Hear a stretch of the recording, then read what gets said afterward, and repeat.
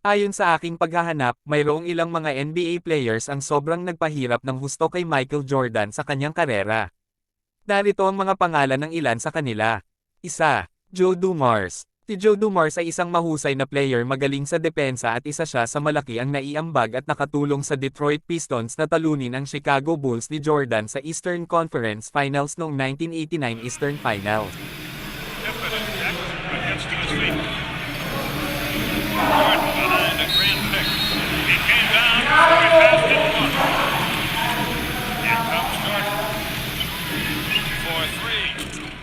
Dalawa, Isaiah Thomas. Si Isaiah Thomas ang ama ng NBA player din ngayon na naglaro na rin sa Lakers, Boston at Cleveland Cavaliers. Si Isaiah Thomas ay isa pang miyembro ng Detroit Pistons na nakatulong sa kanilang tagumpay laban sa Bulls ni Jordan. Dahil sa kanyang kahusayan sa depensa, isa siya sa nagpahirap kay Michael Jordan para maiangat ang Chicago Bulls sa regular season. Kilala rin siya sa kanyang mahusay na pag-oopensa at pagdedepensa.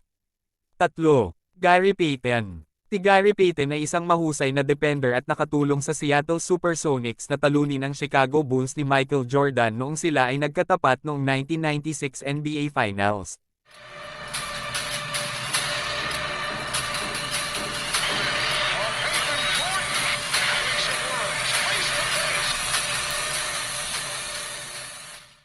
Apat, Byron Russell. Si Byron Russell ay isang mahusay na defender at napakalaki ng kanyang naiambag, lalong-lalo na sa opensa at depensa, na talaga namang nagpahirap ng husto kay Michael Jordan, kaya isa si Byron Russell sa mga naging leader ng Utah Jazz upang talunin ang Chicago Bulls ni Jordan noong 1997 NBA Finals. Mga ka-sports, ito ay ilan lamang sa mga nakalap kong impormasyon ukol sa mga NBA player na nagpahirap ng husto kay Michael Jordan. Kayo mga ka-sports, sino pa kaya ang mga ibang NBA player na nagpahirap kay Michael Jordan noong siya ay nasa larangan pa ng liga?